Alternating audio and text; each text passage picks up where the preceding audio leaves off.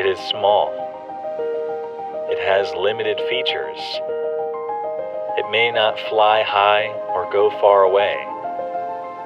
But what it has makes me confident to do something epic, something worth watching.